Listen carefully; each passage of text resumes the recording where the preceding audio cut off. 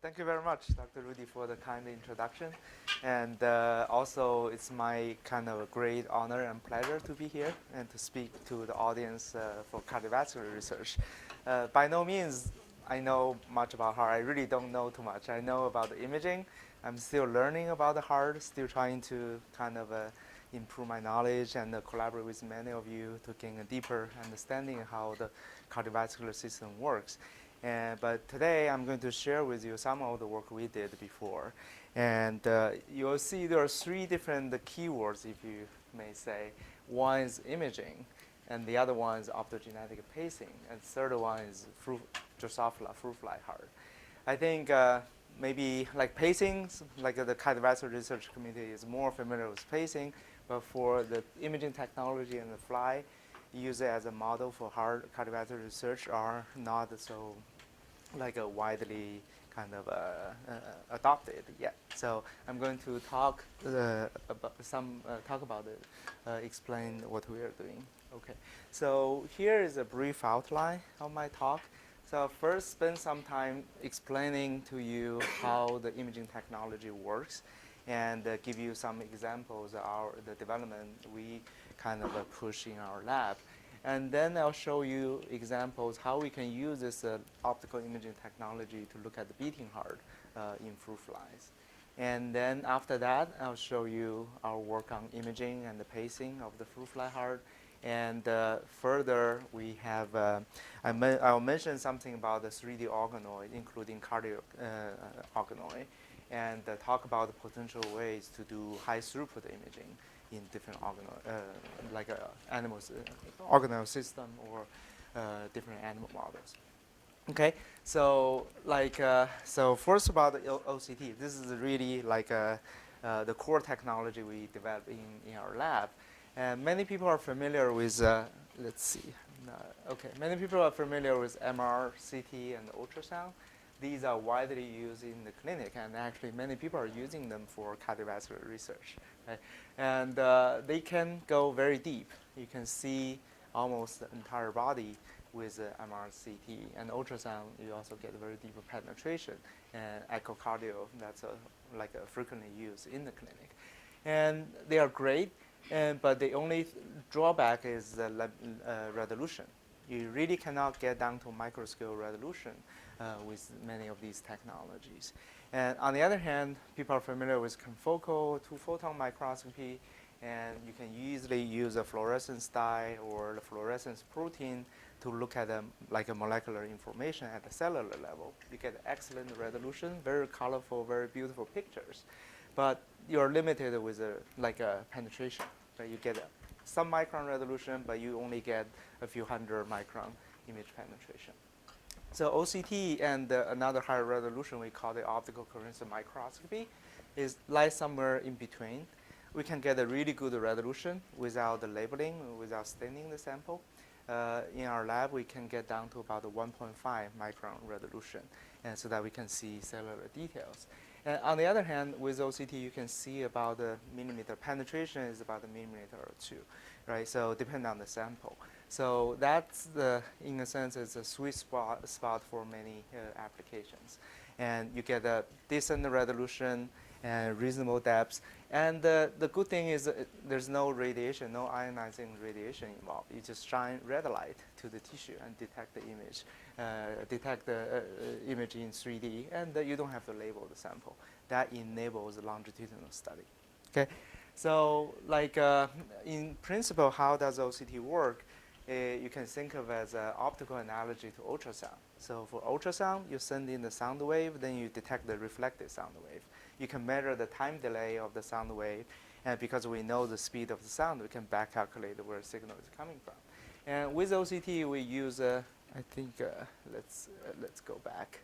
I think with OCT, you are using red light, near infrared light, somewhere 800 nanometer or 1 micron. You shine the light to the tissue, and anywhere there is an index refraction mismatch, you have a small amount of reflection, right? But this reflection is very, very weak. It's like for 1 million photon you put in the sample, you only get 10 photon back. So it's extremely weak signal. And how we detect it, we use we build a sample arm and the reference arm use a heterodyne interference to amplify the signal coming back from the sample to make it detectable, right? So that's people heard about microsync interferometer. In principle, it's the same thing as a microsync interferometer, but kind of configure it in a way that we can get high-speed acquisition and really high-resolution imaging. So basically, at the end of the day, when you shine light to the tissue, you can get depth-dependent reflectivity from the tissue. And because we're using light, the wavelength is much shorter than sound. You can get a much better resolution. You can get a micron-scale resolution. And this is at each location, you get a depth-dependent profile. We call the axial scan, 1A scan. When you move the beam on the sample, and at each point you have axial scan, then you get a cross-sectional image of the sample. Right? So typically for each OCT scan, you always get a cross-sectional view rather than the horizontal cut. Right? And if you perform a 2D raster scanning on the surface, then you can acquire the entire 3D volumetric image of the sample. Right? So that's basically how it works. And this technology has been used in many areas. And one of the most successful applications is in ophthalmology. And people use OCT to scan the retina, scan the cornea, and you can get a really high resolution images of the cornea, and this is underneath the surface of the cornea, right? So you can, the retina, you can see the individual layers. And every year there are more than 30 million people got their eyes scanned with OCT. It's been very popular. It's become the clinical, like a gold standard for eye examination. And another area is for cardiovascular procedures. You can make an intravascular OCT probe put into the coronary artery and use OCT image to see the vulnerable plaque. And compared to intravascular ultrasound, OCT has much finer resolution. And in this case, you can compare OCT versus intravascular ultrasound. You can see the stent on the surface of the lumen. And you can also see some plaque over here on the side. And typically, those are highly kind of invasive procedure, and you don't do it often, but only when you do the kind of do the stent placement, evaluate the stent. If there's any debris placed on that, OCT can give you very fine details to help to improve the procedure. Okay, and here it has also been used for cancer imaging. I'm not going to talk about that, but basically you can get down to a resolution that's similar to kind of microscopic level, similar to histology. You can do kind of so-called optical biopsy without sectioning the samples, staining them. You can get images that can be used for diagnosis. Okay. I'll skip that, but coming back for ophthalmology, so this is a typical picture doctors see when they use a fundus camera to shine light to the eye and take a picture of the retina. This is what doctors see. But from the surface of the fundus, you don't get a cellular imaging of the retina. You don't appreciate what's underneath the retina. And with OCT, you can see a nice cross-section here, and you can also see high-resolution pictures of the retina and the cornea. And these are some patients with the retinal disease where you can see there are like edema at the back of the retina. In this patient, there's a big hole at the center of the retina, right? But these are blinding disease. But of course, people want to detect that at early stages. You can see RPE layer, there's something happened there. And if you do some perturbations early on, you could prevent the blindness. Okay, so that's just some background. And for the OCT field, and one of the key driving force is how to make it faster, right? It's because faster imaging is really critical. I'm using a retinal scan as an example. Typically, when you scan the sample, you move a laser beam on the sample back and forth, back and forth. And when you finish the raster scan, even with the highest commercial system, it takes 5 to 10 seconds to scan the retina, and that's only a small portion. And that will induce motion artifact.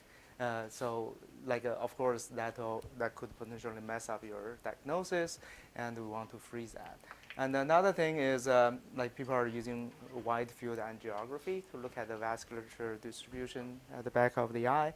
And with current OCT setup, people can do label-free OCT angiography without injecting any fluorescence dye, and they can get a nice vessel pattern. But like current OCT are not fast enough. You're limited with a very small field of view.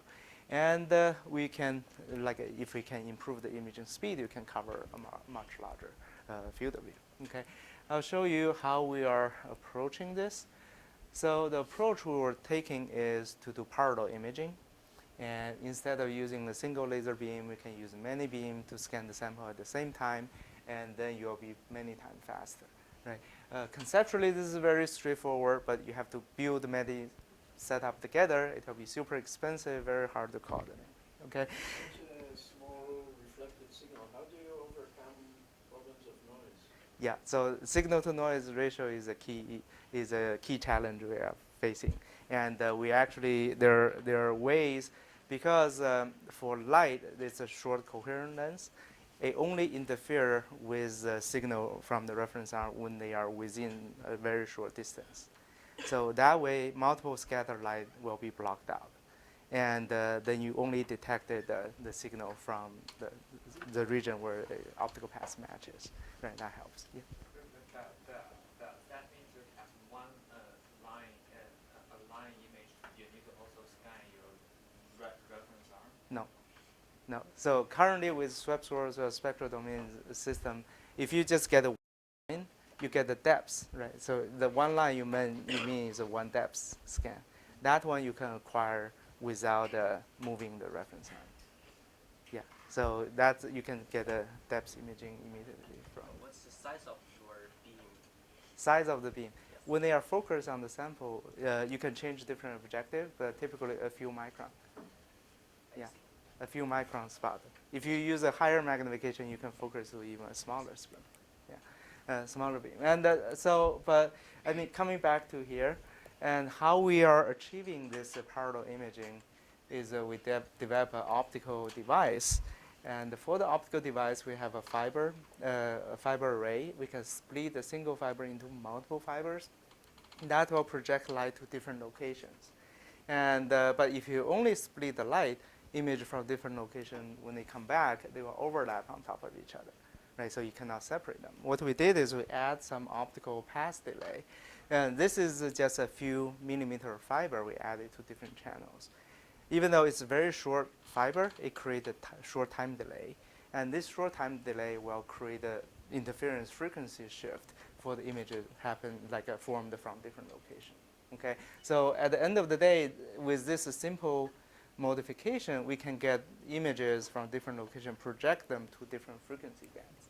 Right. One analogy I'm always using is if you think about the radio, right? When you turn on the radio, you can turn to this frequency to hear this station. If you turn to a different frequency, you'll hear a different station, right? But all the radios are in the air at the same time. They are just modulated with different carrier frequency, right? What we do here is the same thing. We use this optical trick to frequency modulate the image from different locations into different frequency bands. And later on, we can recover those images at the same time, and then to achieve high throughput and high speed imaging. Okay? So how much? Yeah. Go ahead. Yeah. I was going to ask, with this high speed imaging, can you do serial frames to generate motion? To generate motion, to measure motion. Right. Yeah, we could. And also, with this high speed, later I'll show you one example. We're looking at the heart, because now we can do synchronized imaging at different locations. We can see different heart segments, how they are beating. Right. So, I had a lot of maybe too much technical background here, but later I'll show you how they related to cardiovascular research. Yeah. Jimmy. How much delay is? I mean, quantitatively, how Right. much delay and what is the correlation Right. with the frequency? Yeah, exactly. If you think about here, let's say we put a 3 millimeter fiber, right? And the light travels at extremely high speed, 10 to the 3 times 10 to the 8 meter per second, and that translates into 10 to the minus 11 second. Really, really short time delay, right? 0.01 nanosecond. Right? You won't be able to detect that short time delay directly, and if you measure the time, the data acquisition card is just not fast enough. what happened is when we form the signal coming back, when we form the light interference with the reference arm, it will form interference fringe. The interference fringe, we measure it as a function of optical wavelengths. That will show up in different frequencies. So it's not the time delay that we measure directly, it's the interference fringe we measure, then they show up in different frequencies. Yeah, so, but let me show you some examples or some images later. And that frequency later on translate into your imaging depths. And I'll show you some examples here. Did you see this video? So basically here is to give you an example that we were using. We built the first prototype with 8 different beams scanned on the sample at the same time. You see 8 lines, the optical beam scan. So we can get 8 times speed improvement. And each beam will form one image at different locations. Like in one acquisition, you basically get the images from 8 different locations. Later, you can put it together. Okay, I'll show you more example later on. I'll skip some of the technical details, but our first prototype was using fibers, and then later we made a photonic chip to integrate everything in there to make it easier to fabricate and more precise. And then I'll show you some images. This is a 3D image of a cornea and the front part of the eye. So entire 3D was acquired in 1 second. And in one shot, you get 8 images from 8 different locations, right? And this is, you can also generate label-free angiography to see, this is I think I always press the wrong button, so to see the capillary bed at your fingernail. Right, this is also kind of you can even see individual capillaries down to like a 10 micron size, completely free of labeling. And this is one of the kind of like a prototype, and Jason and Chao, they were building. So we made this prototype to scan human eye, and I'll just quickly show one example. So this is a human retina, and you can see different layers of the retina. And the entire 3D scan took like 1 second. So within a snap, you acquire the entire 3D data. And typically with the traditional, like commercial OCT devices, it may take like a 20 seconds or even a minute. If the patient blink, then you have to retake the data. Okay, so I'm just showing these things to show that these are the imaging technology we developed. You can get a label-free images of the sample. And now we're going to move it to fly. And how can we use it for fly? And why? Who care about fruit flies, right? But flies are very powerful tools, a very powerful genetic model system. And it's very easy to culture, relatively cheap, and a very short life cycle. You don't have to wait for months for the mouse to develop the phenotype. And then more importantly, like over 75% of the human disease gene can be found in flies. So we can put them into the fly, make transgenic flies, and study the phenotype. And a lot of people got Nobel Prize with fly research. Right? So it's a, it's a very powerful model system. And there are many tools available. You can easily make different mutant out of fly models. So we actually started this project like a long time ago while I was still a postdoc at MIT. And at that time, another group, like at Duke, Joiza and Michael Choma and then Matthew Wolf, they started to use OCT to look at the fly, to look at how the fly heart contract and dilate. The reason is the fly heart is very close to the surface of the cuticle. It's only a few hundred, like 200 micron underneath the tissue surface. With OCT, you can easily see the heart and without like kill the fly. Right? You can do it in vivo and longitudinally. So they show that this is feasible. And then we started to pick up that line, and we started to collaborate with Dr. Iron Lee and Rudolph Tansey at MGH. They have a genetic lab. They basically sequence a lot of human disease genes, and we put some of those disease genes into fly. And so this is a kind of wild-type control fly. You can see the heart is beating regularly. And when it's fully dilated, it's only about 100 micron in diameter. Right? That's like if you pull out the hair, the diameter of your hair is the size of a fly heart. Okay? And it's very, very tiny. And another thing is, so if you look at the heartbeat, it's 5 or 6 hertz. That's like every minute is like 300 or 400 beats per minute, right? It's like the mouse, the heartbeat at the same speed, but this is super fast. And to be able to, here is another fly with overexpression of this presilin gene. And this gene was found in human patient with dilated cardiomyopathy. And they made a transgenic fly with this, and you can see cardiac arrhythmia from the fly model. Okay, and then this is the fly model with this RNA silencing of the presilin gene, and you can see the heart is smaller and it's beating slower. It also has a cardiac arrhythmia phenotype. Okay, so basically, to see such a small heart, we need to have really high resolution, right? To capture the like fast dynamics of a beating heart, we need higher speed, right? So OCT brings both of them like to the table. We can get a high speed, high resolution, and label-free imaging of a live animal. Okay, and next is actually based on the image, we can quantify different parameters. For example, if this is if this is a heart, you can segment the heart, mark the heart area. You can measure the height, the width, the area. And if you look at the temporal profile of the heart chamber, then you can measure the EDD, and diastolic diameter and systolic diameter, fraction shortening, heart rate, all different parameters you can quantify from the same fly. Right? It's very useful. And like for our initial study, we were just trying to see how different genes would affect the fly heart function, like a heart rate, EDD, ESD over time.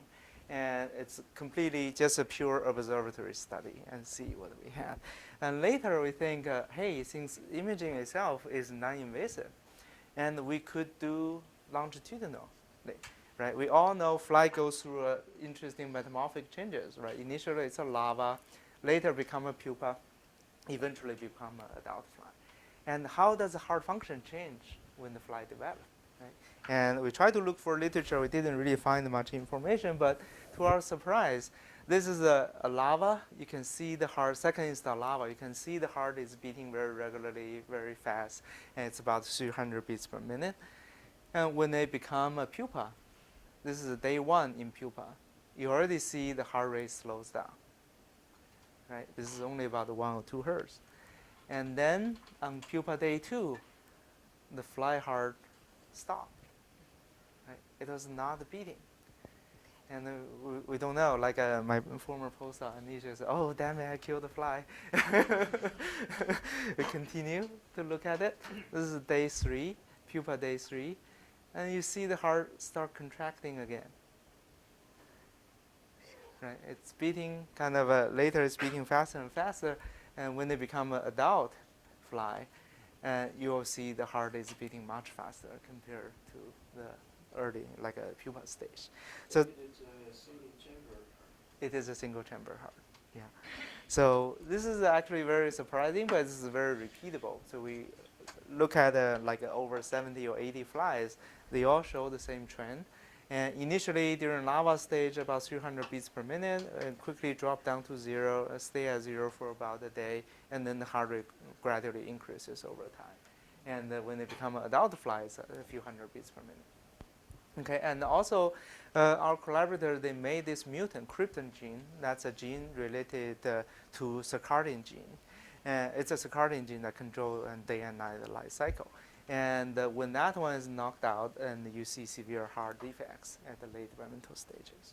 Okay, and so that's something we like.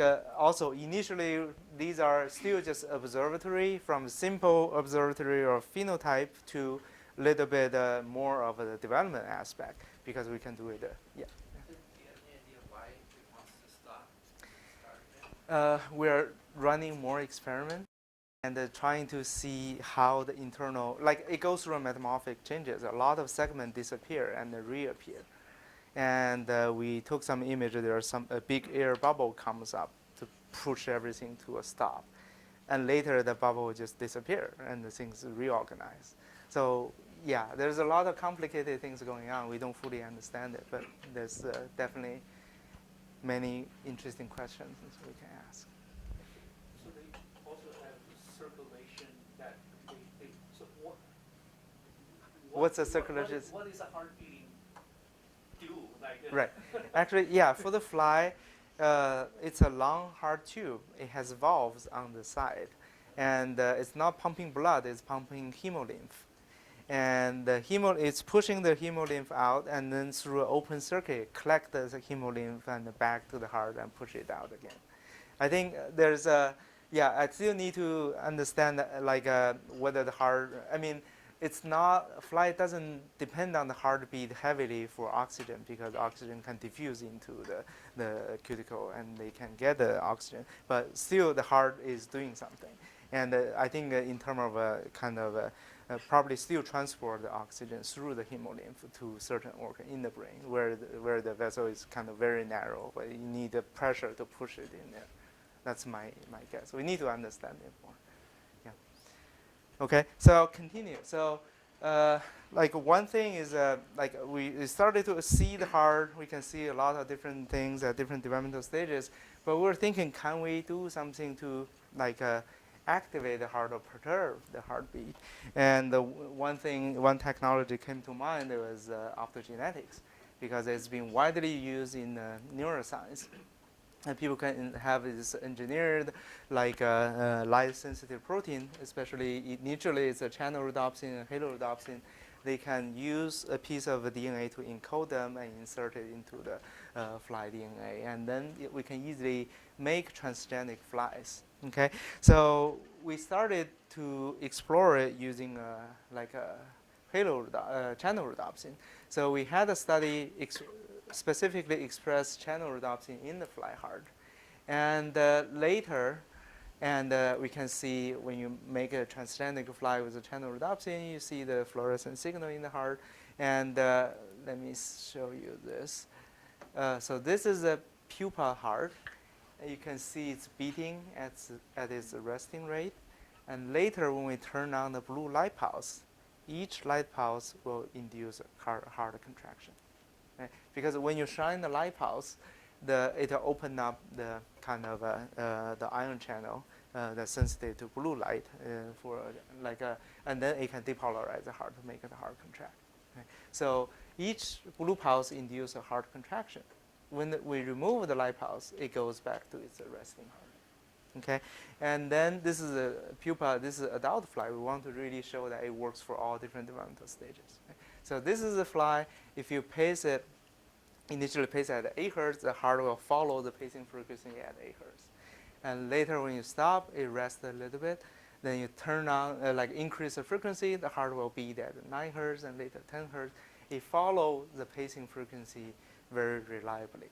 Right? And I want to emphasize that imaging itself is non-contact, non-invasive.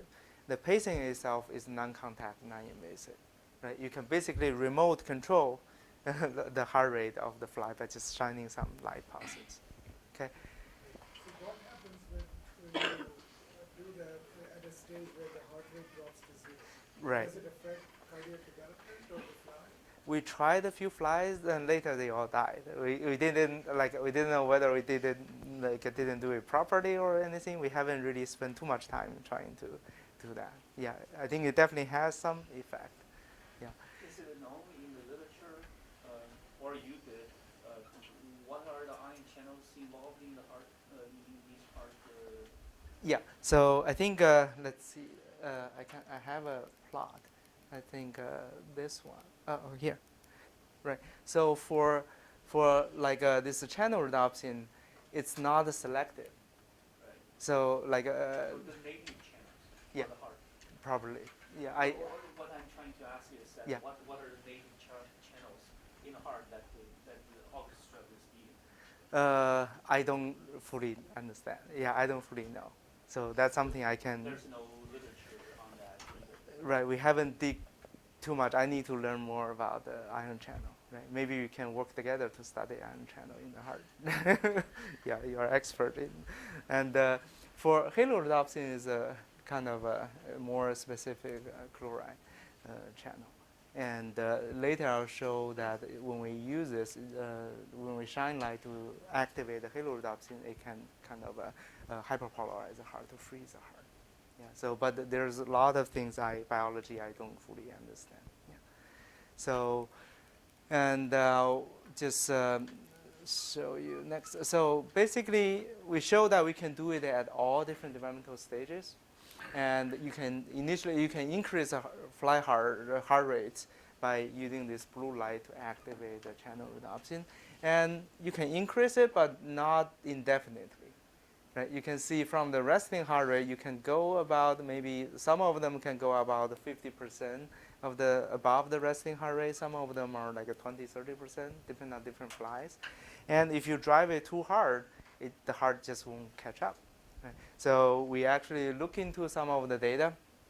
So if we pace it at a very low frequency, and the natural like pacemaker kicks in, and it won't it will give you additional heartbeat between the pacing frequency. Right. So we did some analysis. Is for those successful pacing, we can look at the time delay, and also for those unsuccessful pacing, we can look at the time delay between the contraction and the dilation, and then we find out there is a refraction period. It's like when the heart, if it just contracted, you activate it again, it won't contract. Right? You have to wait for different developmental stages. Pupa, you have to wait for about 100 milliseconds. For adult fly, is faster, about 50 milliseconds. So different developmental stages, they have a different refraction period. And another thing is after you activate the heartbeat, you can also measure how quick the heart fully contracts. And the contraction time also depends on the different developmental stages. Right? So for adult fly, it's much faster, and for early developmental stages, it's much slower. Right? So I think it definitely there's some relationship with how the ion channel works, how it how to balance all the concentration and concentrations. Right? So definitely there's, but we still need to do more to understand it. And furthermore, our initial experiment was using blue light. And because the channel rhodopsin was the first developed optogenetic protein people are using. But blue light has a lot of limitations. So you can see for lava pupa, it's all transparent or semi-transparent. It's easy to get light in. And adult fly, there are some bands in the fly, light can still go in, right, to hit hard. But late pupa is super dark, and the blue light just won't go through. And then we changed to red light pacing, and we found opsin. It's called a rechannel rhodopsin that's responsive to 600 nanometer light, and in comparison, channel rhodopsin only responds to 475 nanometer. With rechannel rhodopsin light, we made the transgenic flies. You can achieve successful pacing at all different developmental stages, including the late pupa stage, and you can use much lower power and short pulses to achieve successful pacing.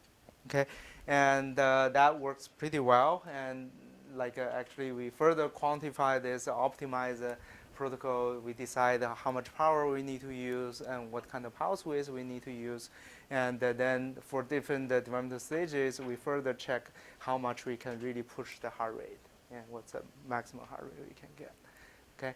And later on, we also use this halorhodopsin flies. We can stop the heart, and I will show you a couple examples. Basically, we want to use it to mimic different heart conditions, to tachycardia, cardiac arrest, and bradycardia. So here's a video showing an example of tachycardia, and when you turn the red light pulses, you can increase the heart rate. Right? When you stop the light pulse, it goes back to its resting heart rate. And the second example is to mimic cardiac arrest. So when you turn on the light, the heart will freeze. It'll hold there for 10 seconds, and then you remove it. It's beating fast, and then recover. Okay, and the next one is to mimic bradycardia. So you can turn on the light, freeze the heart. When you remove the light, the heart will contract by itself. And with this, you can effectively slow down the heartbeat. Right. And when you finish it, it will recover. So when we look at this, it's actually quite interesting. We see that when the heart holds for 10 seconds, when you remove the light, it's beating super fast. right? So this is a kind of the heart recovery. It's trying to compensate for the missed heartbeat. And we look at it further. So if you are using a different time for stimulation, if you only stop the heart for 1 second, then the heart rate immediately bounce back. You don't see too much of an overshoot or delay. And if you give a little bit longer, 2 seconds, it also recover very quickly. Right? But when you give it like 5 seconds, and it takes a little bit longer, a few seconds, and then to recover, and there's an overshoot in the heart rate, about 20% increase compared to the resting heart rate. And when you give an even longer, like a cardiac arrest stimulation, you can get a much higher overshoot of the heart rate, and takes much longer to recover. Okay, so this is one example, but also we did like 18 different flies and compare the trend from the group. They all show very similar trend, and there's always a big overshoot after like more than 5 second incubation. Okay, and this is then we can further compare the time delay and the overshoot, and this is something we think we may be able to look at this recovery dynamics to understand, to use it as a biomarker to indicate whether the heart is healthy or not. Right, so this is one thing we are exploring right now. And another thing, this is very recent, with Abdon. We did some experiment. We did a light pacing experiment, and then put the fly into a kind of a hypoxia chamber, and in Abdon's lab, and keep the fly there for keep there for 4% oxygen for about a day, and then took the fly back, do the pacing experiment. Okay, so from each experiment we can see what's the resting heart rate, what's the maximum paceable heart rate, and we only had 4 flies so far. We'll continue to do more, but one interesting thing to show that you can see after 24-hour hypoxia stress, the resting heart rate drop, like 3 out of the 4 flies, resting heart rate drop, and the maximum paceable heart rate also drop. Okay, we'll continue to do more analysis, trying to figure out how the hypoxia affect the heart condition, how affect the paceability of the heart. And this is, I think, the nice thing is all of these are done in the same fly, so you can do paired analysis. And it's we prove that kind of most of the fly can survive, so we can with 4% oxygen, it's pretty, it works fine. Yeah. So that's for the heart imaging part and the pacing part. But for each experiment, if you think about it, when we do the heart recovery or pacing experiment, we collect, let's say, 30 seconds of data or 60 seconds of data. Because we want to capture the fast heartbeat, we're imaging at over 100 frames per second. Right? So each data set, we have thousands of images. To analyze those data, it's very tedious, right? So, and then we were thinking about how can we improve the analysis efficiency. So one way is, I think this is 2 years ago when my previous student, Lian, he did this use machine learning to do the heart segmentation. And so basically, he built a convolutional neural network model. Initially, we had to manually mask a lot of heart, and later tell the computer put into as a ground truth to train the model. And now we can get a pretty accurate segmentation of the heart. And now we can really speed up the data analysis. This is our first generation. I call it the FlyNet, and I'm plotting a butterfly because it looks better than the fruit fly. Right. And then recently, Chao did this like a FlyNet 2.0, where like the initial neural network model only takes this image, a single image, trying to find the heart. And now with this 2.0 model, we add the time dependence. We use a video to extract the heart. Because the fly is contracting, the heart is moving, and then the video will give you more information. And Chao did this like a long short-term memory model and developed this neural network, and it works pretty well. I'll show you some examples. So this is now if we collect the data, we have this image, and you can the program can automatically segment the heart, and then it will plot the heart area, heart diameter, and then also plot the heart rate. We can do it in real time. And then this is an experiment with multiple pacing stimulation. You give a different pacing frequency, and then you'll see how the heart rate recovers. Okay? And you give an even higher pacing frequency, and then it will drop down further and then recover. Okay, so and then here's another example where we can see you can lower the heartbeat, and lower the heart rate, and this is kind of a slightly lower in here, and then after that you see the overshoot, and then we further slow down the heart rate, and then you'll see a bigger overshoot in the heart rate, and the gradual recover, and then you have a kind of give a third challenge to further slow it down, and then we can see the recovery process. Okay, the next one is to show the example where we stop the heart and see how the heart rate bounces back. Right, so now it's freezing, and then you see increase the heart rate, and then recover over time. Right. So that's so we're developing this tool. Now we can do many like a different thing. As I mentioned, I tied it back to the initial high-speed parallel imaging technology we're working on, right? So we look at the fly. We can use A beams to scan different locations of the fly, and then within one scan, less than 0.4 seconds, we get an entire 3D image of the fly, right? And from there, because we can do like synchronized image at different locations, I'll show you this. So this is the fly larva, and they have different segments. We put our beam at the 3 segment and scan the 3 segment at the same time. And this A7 is here, A6 is here, A5 is here. When you look at them, you'll see there's a phase delay between different heart segments, right? So the A7 contract first, and A6 follows that, and the A5 further has a further delay. Then we can see the heart wave propagation. And down the road, we can quantify the cardiac output based on the measurement, and also like based on the time delay between different heart segments. Okay, so that's in brief summary about the fly project, fly pacing project. So we are really excited about fly because it's a very powerful genetic model. You can make all different kind of mutations, study the mechanism and also the heart development in this model. But of course, I often get questions from communities like, who care about the fly heart? It's very different from like an animal or a vertebrate, right? So we still need to figure out what's the key question we can answer in flies that's not like related to heart disease or heart development. So that's something I'm still learning, and also would like to get help from all of you, the experts here, and to understand more. And another thing is that potentially we could try some pacing strategies, right? Because we can look at the fly at different developmental stages. If you have a fly with congenital heart defects and with arrhythmia, then if you try to pace it at early developmental stages with certain strategy, you can see which pacing strategy would work better than others. Right? This is a possibility, but we haven't really rigorously go after it because we need to find a good model to start with.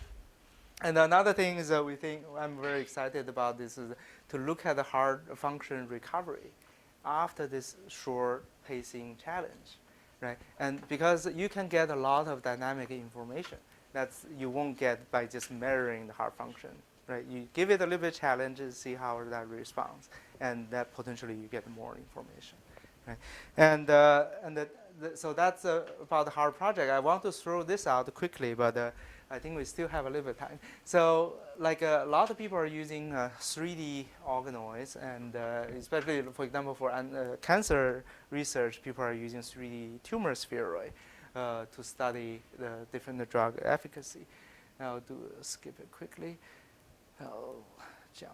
So basically, we can build an OCT setup, and that can be used to image a 96 well, and in a high throughput fashion.